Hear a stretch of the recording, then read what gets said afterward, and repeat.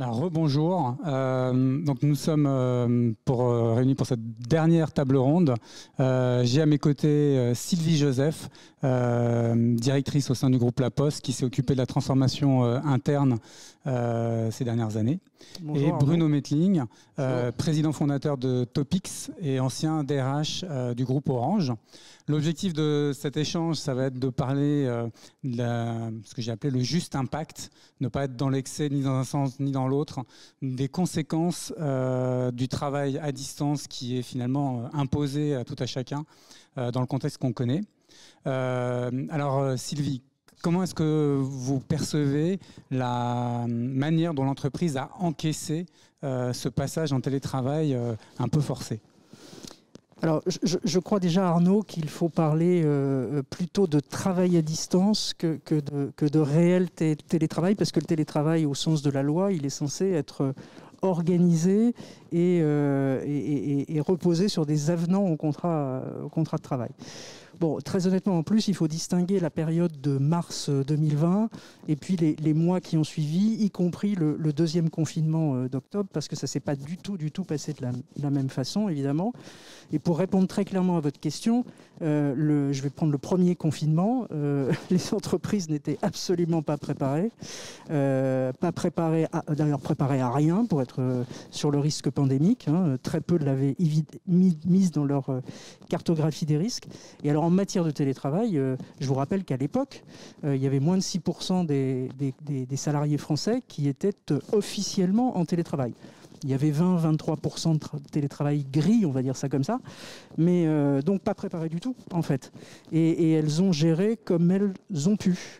Et il y a eu un vrai distinguo entre les entreprises qui avaient les outils déjà anticipé, par exemple prenons La Poste, comme vous le savez, on avait depuis, ou Orange, on avait anticipé effectivement la mise en place d'outils collaboratifs qui nous ont considérablement servi pendant cette période de confinement et puis pour la suite.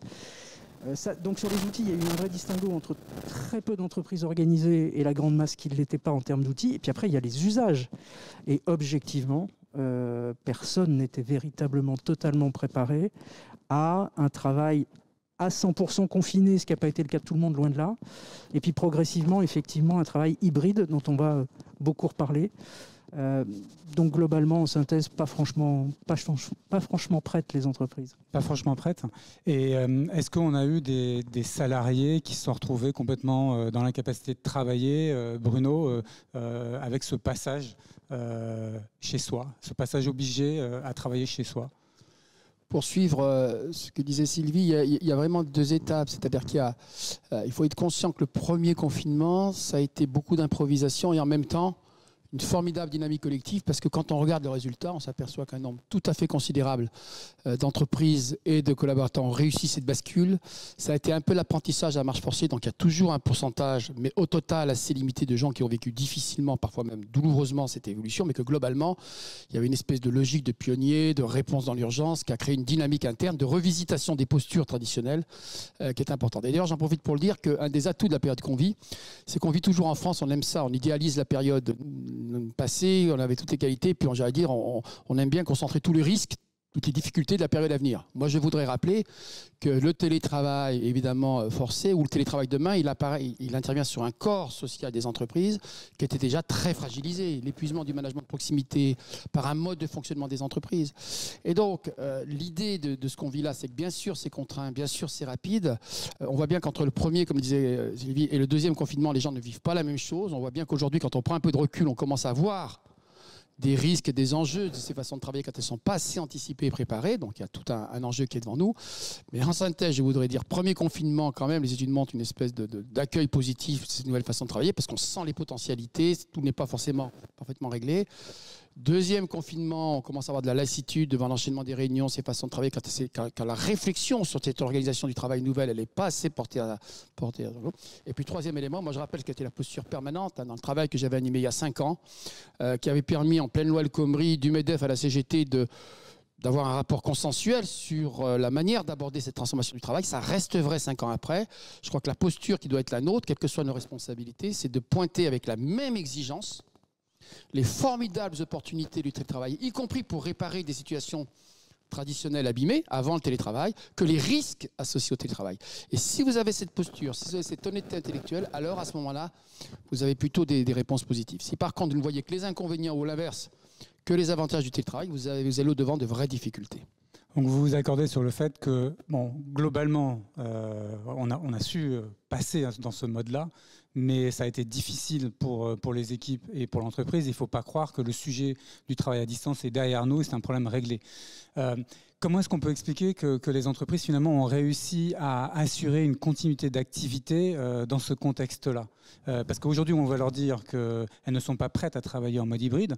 Pour autant, elles ont réussi à fonctionner. J'ai même certaines d'entre elles qui m'ont dit que des projets avaient avancé presque plus rapidement durant cette période-là qu'à l'habitude, parce que justement, on s'était autorisé à sortir d'un cadre qui était dans lequel on était un peu étriqué pour gouverner les projets.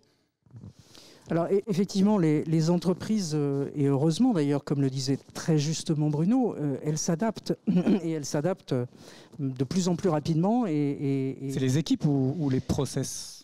Alors, je sais pas si on peut dire les individus, ouais. Effectivement, avant même de parler d'équipe, parce que vous avez raison, il y a des individus qui se sont retrouvés au premier confinement sans aucun matériel, etc. Mais les entreprises et donc les services IT, etc., ont réagi très très vite pour doter les gens qui n'étaient pas équipés des équipements nécessaires, autant que faire se peut. Mais très clairement aujourd'hui, le sujet qui est à mon sens assez central, et en cela je rejoins complètement les conclusions de Bruno dans les phrases précédentes, c'est que le télétravail finalement n'est qu'une modalité du travail. Et ce qu'on n'avait pas anticipé, c'est ça. C'est-à-dire que ça pose la question de plus largement de l'organisation du travail, à la fois à l'intérieur des locaux de l'entreprise, mais aussi, pourquoi pas, à l'extérieur des locaux. Et quand on parle télétravail d'ailleurs, on a toujours en tête le travail à domicile. Mais je pense que c'est une erreur que de raisonner strictement comme ça. Et je pense, alors c'est un avis très personnel, mais je suis convaincu que nous allons voir émerger en fait des formes de travail hybride avec du télétravail qui se passera probablement à terme majoritairement dans des tiers-lieux. Que ce soit d'ailleurs des tiers-lieux qui appartiennent à l'entreprise, un certain nombre de grandes entreprises en sont équipées, c'est une question d'aménagement du territoire et des locaux. Et puis surtout, et ce qui me paraît très intéressant d'ailleurs en matière à la fois de transformation des esprits, transformation des entreprises et une nouvelle forme d'apprentissage finalement, c'est le fait de mixer dans des tiers-lieux ouverts, donc inter-entreprises, des gens qui sont d'horizons divers, y compris pourquoi pas de start-up. Certains en ont déjà fait l'expérience. Et ça me semble extrêmement intéressant. Donc deux choses. Réfléchir à l'organisation du travail, qui prend en compte évidemment cette modalité-là comme d'autres. Réfléchir au lieu et à la manière, par rapport à ce qu'on cherche dans l'entreprise et ce qu'on veut faire avec notamment le capital humain, comment on veut l'enrichir, etc. Réfléchir à la manière dont on organise à l'extérieur les choses. Et puis aussi, je pense, mais on aura l'occasion d'en reparler, énormément travailler sur la façon dont on crée du collectif. Ça, c'est un vrai sujet managérial, mais on y reviendra probablement après. Bruno, vous soulignez le fait que l'entreprise ne fonctionnait pas de manière idéale avant cette crise, et finalement cette crise est venue accentuer certaines douleurs ou certains points un peu douloureux pour l'organisation. Et ensuite, vous nous dites qu'il y a autant d'opportunités que de points de vigilance à avoir. Alors, si on s'intéresse quelques instants sur les opportunités, comment est-ce que vous voyez les opportunités pour les entreprises et pour les salariés? L'opportunité, c'est précisément de s'appuyer sur ces nouveaux modes de travail qui permettent plus de collaboratif, plus d'agilité, pour, j'allais dire, revisiter les organisations vieillissantes qui précédaient l'organisation. Moi, il y a un grand combat que j'ai mené, que je n'ai pas toujours réussi dans ma vie professionnelle, c'est ce développement de la culture, du command and control, comme on dit en bon français, du reporting permanent, qui a progressivement, j'allais dire, déshumanisé, en tout cas fait perdre la fonction managériale une grande partie de son intérêt, qui a privé le manager d'autonomie ou de temps pour gérer les équipes. Donc on voit bien que la première grande opportunité, c'est de repenser, c'est pour ça que ce que dit Yves, repenser nos organisations de travail et notre fonctionnement en entreprise, nos process à l'aune des opportunités, de la correction des défauts. Parce qu'à l'inverse, et c'est le risque, toujours opportunité-risque, je ne sortirai pas de cette logique-là. Si on cale sur les nouvelles organisations à distance les défauts de l'ancien système, je prédis des vraies difficultés. L'obsession du reporting et du contrôle, accueilli chez soi, dans des réunions interminables qui se succèdent sans même le temps de la pause pour changer d'étage, alors effectivement, ça va créer des vraies difficultés. La disparition du collectif, comme le disait Sylvie, qui fera que chacun sera dans son coin, qu'il n'y a plus de logique de solidarité, d'équipe, de soutien de collaborateurs, va faire perdre en productivité aux entreprises beaucoup d'efficacité. On ne l'a pas mesuré au premier télétravail. On s'est tous dit la productivité individuelle, et c'est vrai, elle a été globalement maintenue, voire améliorée. Aussi parce que parfois on a rogné sur le temps de travail de manière déraisonnable. Mais je prédis que dans les mois qui viennent, la productivité collective, qui est le soutien à un nouveau collaborateur, qui a une pointe d'activité à un moment donné, qui fait que l'équipe se met en solidarité, j'ai une difficulté personnelle et l'équipe constitue un lieu de réponse. Tous ces éléments-là, s'ils ne sont pas maintenus dans ce qu'il faut appeler définitivement une nouvelle organisation du travail, et pas 2 jours de présentiel versus 3 jours de télétravail, c'est ça la grande erreur dans laquelle on va. On passe tous des accords, je vois trop d'accords aujourd'hui, sur lesquels on résume la problématique à tant de jours en travail à distance, et puis tant de jours en présentiel. Non, il faut repenser une organisation du travail, en profiter pour corriger les fonctionnements qui préexistaient, parce que du coup, tout le monde se remet un petit peu dans cette dynamique-là pour être plus efficace à l'arrivée. Et donc, on voit ça aujourd'hui. On voit des entreprises qui sont rentrées dans cette logique-là, qui revisitent leur pratique managériale, qui recréent du collectif. Et pour le coup, cette nouvelle organisation va générer de l'efficacité. Puis il y a celle à l'inverse qui ne regarde pas leur fonctionnement.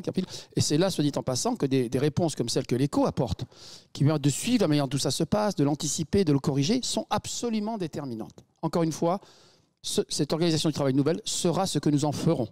Mais ce qui veut dire que ce que vous dites finalement, c'est qu'il n'y a pas tant de nouvelles solutions à apporter que les solutions qu'on connaissait déjà et qui n'étaient pas forcément traitées à leur juste hauteur. Mais absolument, auparavant. Quand je regarde les compétences managériales, ça fait des années qu'on essaye de se battre pour un management plus collaboratif, qui donne plus de responsabilités, plus d'autonomie, etc.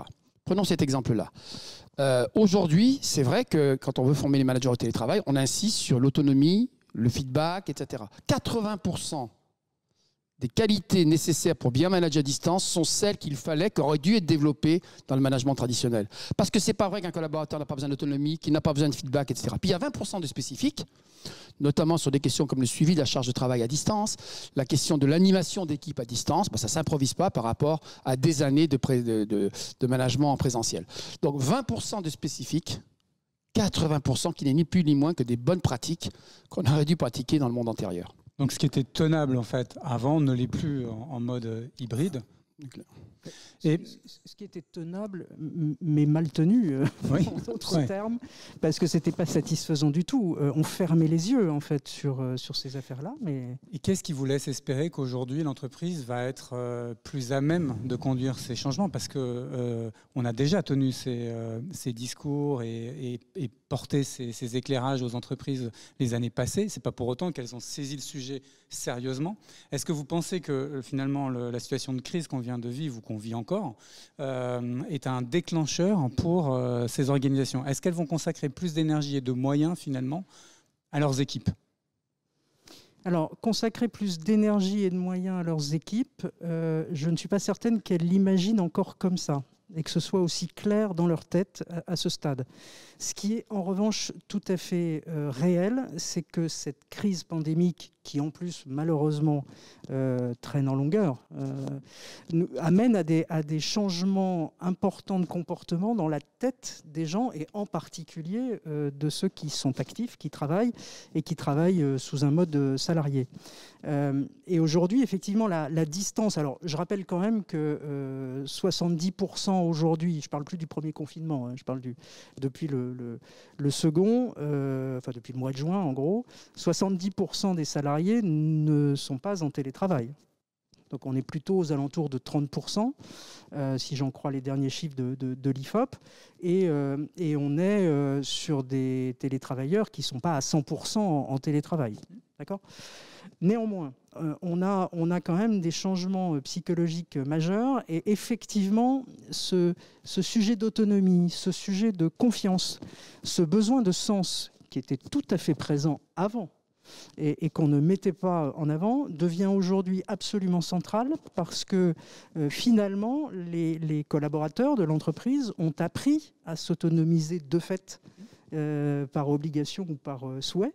Et la crise a laissé effectivement une place importante à ça. Et donc ils ne comprennent plus, ils le comprenaient déjà pas beaucoup avant, mais ils comprennent encore moins maintenant que l'on ne puisse pas investir sur ces sujets-là et qu'on ne puisse pas leur faire confiance et que donc on ne pilote pas différemment, managérialement parlant, et qu'on abandonne ce command and control. Enfin, dans la plupart il faudra quand même un peu de reporting, mais qu'on ne change pas complètement de braquet en la matière et que l'on ne se pose pas d'abord la question donc, de la confiance, de l'autonomie, de la responsabilité et de la responsabilisation et des moyens qui vont avec, évidemment.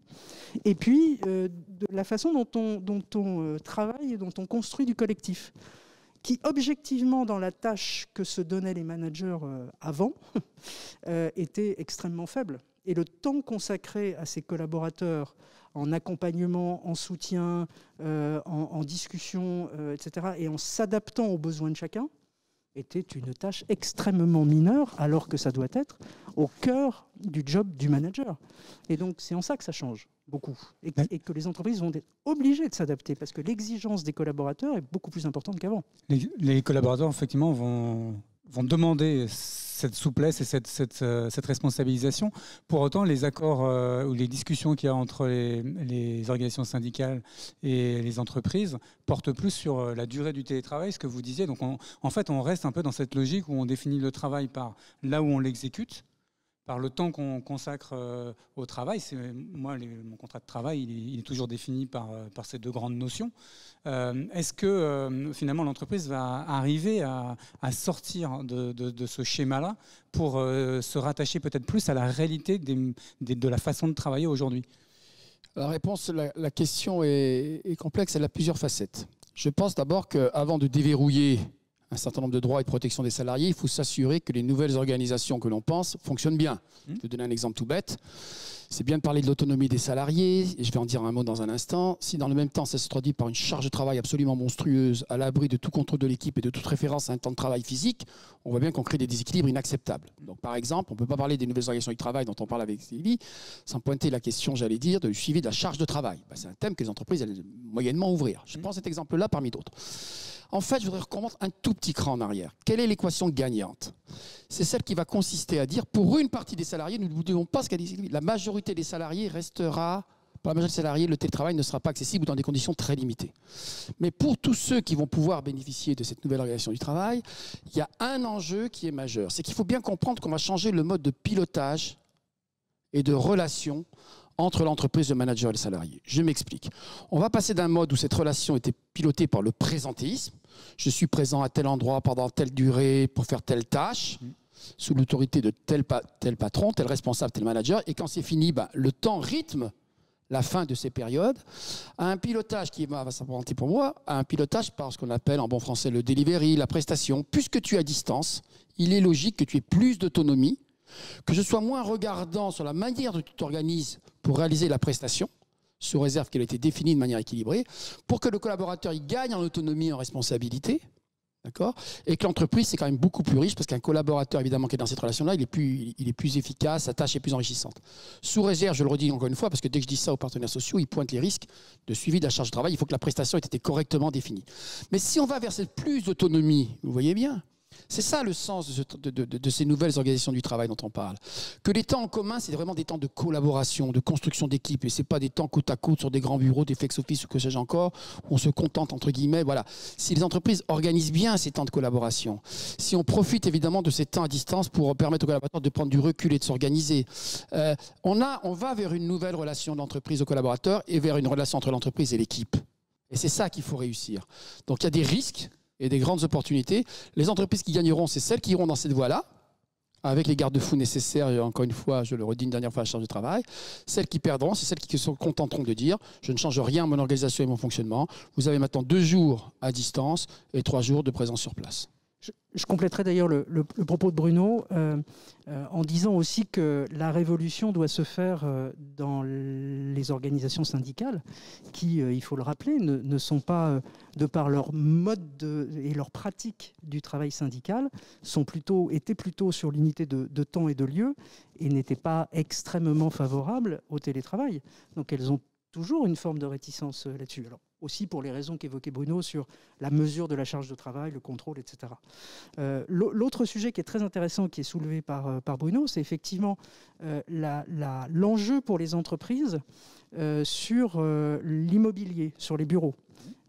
Effectivement, si demain on veut avoir une organisation hybride que je qualifierais d'intelligente et productive, performante pour tout le monde, il va falloir qu'on se pose la question de réorganiser les bureaux et de les mettre prioritairement au service de la fabrication du collectif et des usages des collaborateurs, des équipes. Et toutes les équipes, on le sait très bien, n'ont pas les mêmes usages entre celles qui pilotent des projets, celles qui sont à la comptabilité, enfin bon, etc., etc. Et je pense que le retour au bureau demain se fera plus pour effectivement travailler le collectif en présentiel, parce que c'est quand même la meilleure manière de le faire, pour ensuite mieux travailler à distance et dans une meilleure répartition des tâches et avec une vraie logique d'entraide et de collaboration et de collaboratif entre les membres de l'équipe. Ce qui veut dire que bon, l'open space est peut-être en train de vivre ces derniers jours. L'open space avec oui, les bureaux côte à côte, effectivement, et les gens avec des casques sur les oreilles, probablement, oui. Voilà. Donc plus d'espaces qui vont être dédiés à cet échange lorsqu'on sera dans les bureaux. Il y avait une notion aussi qui n'était pas très appréciée, qui était pointée du doigt, c'est le flex office. C'est le fait de ne pas avoir finalement son petit espace à soi, son repère, son camp de base dans les locaux. J'ai l'impression si on veut diminuer la taille des bureaux et voilà, aménager les bureaux comme vous le dites, on va être amené à retrouver cette notion de flex office. Est-ce qu'elle est plus acceptable aujourd'hui ou c'est pas du flex office qu'on va mettre en place ? Mais alors, le problème jusqu'à présent, c'est que quand on mettait en place le flex office dans les entreprises, on mettait en avant l'intérêt économique pour l'entreprise, évidemment. C'est-à-dire moins de surface et donc par obligation, mise en place du télétravail parce qu'il fallait que tout le monde ne soit pas en même temps au même endroit. Voilà. Ça porte pas beaucoup de sens. C'est la méthode presque voilà. que vous soulignez. Demain vous dites, effectivement, vous n'aurez plus votre bureau attaché à votre personne parce qu'on va complètement revoir l'aménagement des locaux pour être beaucoup plus performants ensemble, pour vous donner des outils et des moyens et des espaces pour mieux travailler quand vous êtes ensemble et travailler sur notamment les tâches collectives pour qu'ensuite vous puissiez à distance être beaucoup plus proactif, y compris fonctionner en autonomie à l'intérieur même des équipes, pas forcément d'ailleurs avec votre manager systématiquement en interaction. Pourquoi pas ? Enfin, je veux dire, ça a un autre sens.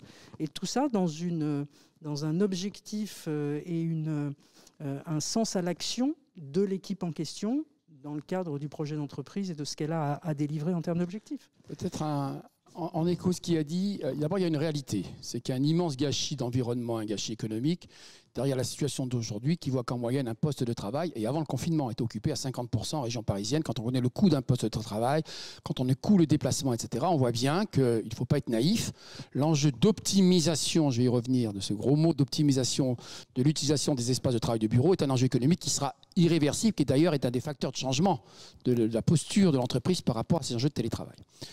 Une fois qu'on s'est dit ça, moi je ne suis pas choqué qu'on met en place, j'allais dire on optimise et qu'il y ait moins de mètres carrés de bureaux, moins de concentration à la Défense ou dans d'autres quartiers et une nouvelle organisation plus intelligente du travail. L'enjeu, c'est de savoir, encore une fois, non pas flex office, quand tu es au bureau, tu es en flex office, tu ne peux plus choisir ta place parce qu'on a vendu les mètres carrés versus quand tu es en télétravail.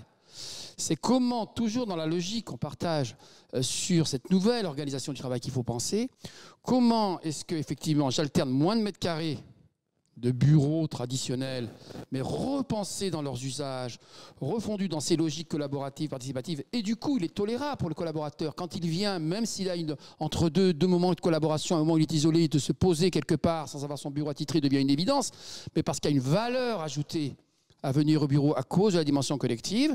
Et puis il sait que c'est essentiellement à distance qu'il travaillera dans la partie autonomie, réflexion personnelle, etc., développement de ma contribution. Donc dans cette philosophie-là, dans cette logique-là, j'allais dire, on est gagnant-gagnant parce qu'entre nous, l'immobilier sera le financeur de ces nouvelles organisations du travail.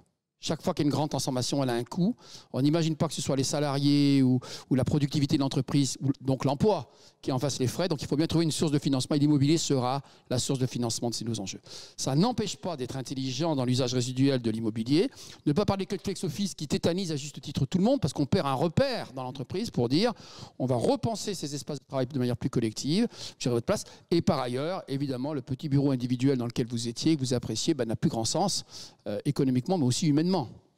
Ce que je retiens finalement, c'est au-delà du schéma type d'organisation vers lequel les entreprises vont aller, le sens qu'elles arrivent à donner et la méthode pour le mettre en place est extrêmement important pour que ça puisse se passer dans de bonnes conditions et que peut-être que des solutions on va dire intelligentes émergent et peut-être aussi de plus en plus, pas uniquement de la direction des ressources humaines ou de la direction générale, que ça vienne du terrain aussi. Est-ce que vous croyez à la co-construction? Vous savez, dans les moments de crise, notre pays, on passe le temps à le critiquer, mais il est génial dans les moments de crise. Moi, je suis désolé, le premier confinement, la manière dont collectivement, y compris les partenaires sociaux, ont répondu dans l'urgence à ces situations-là, ils ont fait preuve d'une responsabilité. Moi, je me mets à leur place. On ne savait rien de la pandémie, des enjeux sanitaires, etc. Ils ont accepté le retour au bureau, ils ont accepté des normes d'hygiène, etc. Il y a un degré de confiance et de sortie des postures traditionnelles de la part de l'ensemble des acteurs qui ouvrent un espace intelligent. Comme je dis, le problème des crises sociales, et je l'ai vécu à France Télécom, devenu Orange, c'est que pour en sortir, tout le monde redevient plus intelligent, tout le monde accepte de revisiter. Eh ben, des changements comme ceux qu'on vit, c'est des moments ou des espaces de temps où les gens acceptent de réfléchir différemment en sortant des postures. C'est ça qu'il faut capter. Si on se contente, encore une fois, si on déçoit, pour les raisons qu'on a évoquées avec Sylvie depuis le début de l'échange, parce qu'on fait que récupérer des mètres carrés, parce qu'on limite ça à 2 jours, 3 jours, et puis point barre pour tout le monde, etc. À ce moment-là, l'effet déceptif va être très grand, et on va reproduire. Si à l'inverse, on prend un petit peu de recul, et c'est là-dessus qu'avec Sylvie et d'autres, on se bat dans l'accompagnement des entreprises, on peut recréer des espaces d'un fonctionnement plus collectif, plus intelligent, plus performant aussi pour l'entreprise et qui répond à une aspiration des collaborateurs, comme ça a été rappelé, très forte, parce qu'ils ne voient plus ces 5 jours par semaine, ces grands domiciles, ces grandes migrations comme pertinentes. Donc ça veut dire une démarche de co-construction. Est-ce qu'on peut parler de management plus agile, où on est finalement dans de l'expérimentation presque continue, dans du test and learn, et on laisse la possibilité aux opérationnels finalement d'identifier ce qui est important pour eux à corriger, imaginer des solutions, les impliquer finalement, tout ce qu'on va mettre dans cette agilité managériale. Est-ce que l'entreprise serait prête à adopter ce mode de fonctionnement pour revoir les façons de travailler selon vous ? Alors, je crois qu'un des très grands enseignements, notamment du premier confinement, mais globalement de cette crise à la fois pandémique et économique aujourd'hui, c'est que ça nous aura appris, parce que ça a complètement bouleversé nos habitudes et nos certitudes, ça nous aura appris en tous les cas que la décentralisation et la responsabilisation avaient du bon. Et donc avec un socle, je le répète, mais il est fondamental, et la confiance, ça ne s'invente pas, ça se fabrique. Et ça se fabrique par du collectif. Donc je pense qu'on a tous appris ça, et moi j'ai vu dans un certain nombre d'interventions de dirigeants d'entreprise une reconnaissance absolue de ça, ce qui n'était pas du tout le cas dans les discours précédents, y compris dans des entreprises qui sont assez command and control, justement. Donc il y a un changement culturel qui est en ferment. Alors, la culture, ça ne se change pas non plus en 5 minutes. Donc, on a un peu de travail devant nous. Mais moi, je crois fondamentalement qu'on est effectivement au début d'une toute autre histoire. Bruno a raison, il faut l'écrire de manière positive et avec beaucoup de sens, c'est très clair. Je pense qu'il ne faut pas perdre de vue aussi que, au-delà de la pandémie, on est dans un monde du travail un monde économique qui se transforme profondément. Le numérique est partout aujourd'hui, est de plus en plus présent, y compris dans la transformation des métiers, voire la disparition de certains métiers pour le remplacer par d'autres. Et effectivement, ce sujet-là aussi est au cœur des transformations d'entreprise. Donc il y a non seulement la manière d'organiser le travail, mais il y a aussi le travail lui-même et les métiers eux-mêmes. Et donc comment on adapte, où on permet aux individus de s'adapter, de se former, de se transformer. Et tout ça dans une logique aussi où nous sommes dans une économie de service de plus en plus marquée, particulièrement en France, et que dans une économie de service, les efforts, les éléments de performance viendront de plus en plus en termes de productivité, de la capacité justement à collaborer, à produire du collectif. et à le faire de manière effectivement décentralisée, c'est-à-dire laisser l'initiative à tous les étages, parce que ça produit plutôt du bon et du meilleur que du moins. Donc, et de corriger les erreurs. Tout pousse, et la crise, on va dire, accentue la nécessité pour l'entreprise de se transformer dans une direction qui était déjà promue avant la crise. Les managers intermédiaires, dans les grandes organisations, ils ont une position assez délicate. Ils sont un peu pris entre les morts d'un étau, entre une entreprise, une direction qui fixe un cadre et qui peut-être met un peu de temps à inspirer cette nouvelle organisation, et puis une réalité terrain. Quels conseils vous pourriez leur donner, Bruno? Quels conseils concrets vous pourriez donner à un manager qui, prenons un exemple concret, qui a une quinzaine de personnes sous sa responsabilité? Quel va être son rôle dans cette période, ces 6 prochains mois? Il doit attendre? Qu'est-ce qu'il doit faire? D'abord, c'est chacun avec sa personnalité, son histoire. C'est facile de... Voilà. Mais la réalité, c'est de dire, prenez vos responsabilités, parce qu'on est dans une période où, effectivement, on peut s'autoriser par rapport au fonctionnement traditionnel.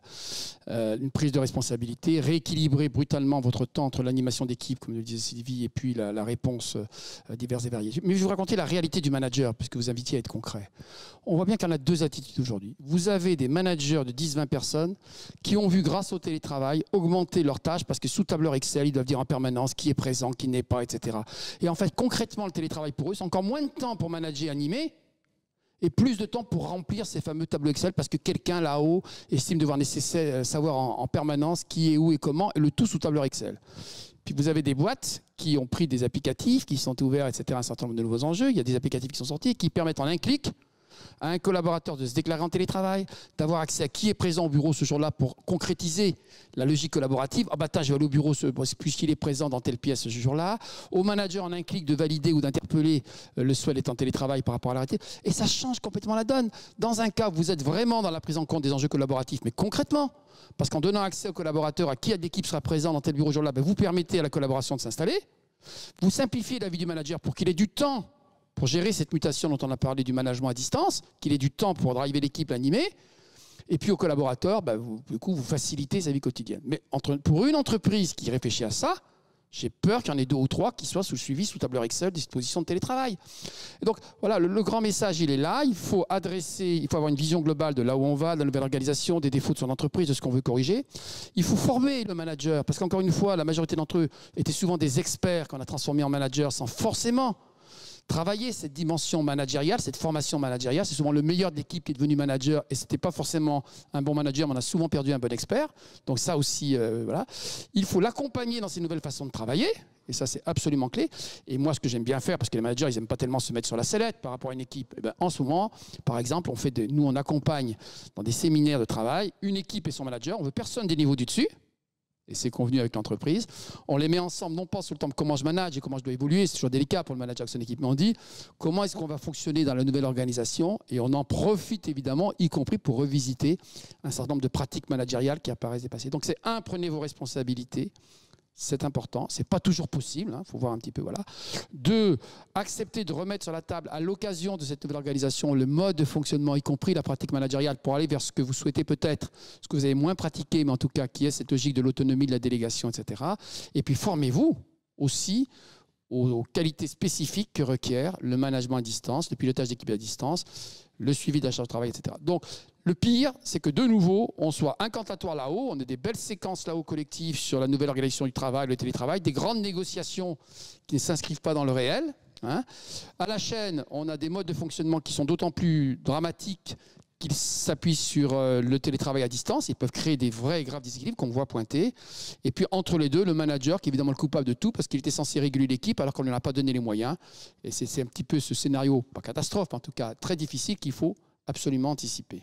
Alors pour terminer cette table ronde, je vous posais tous les deux la même question, savoir un peu comment est-ce que vous voyez l'avenir de l'entreprise sur un sujet très simple.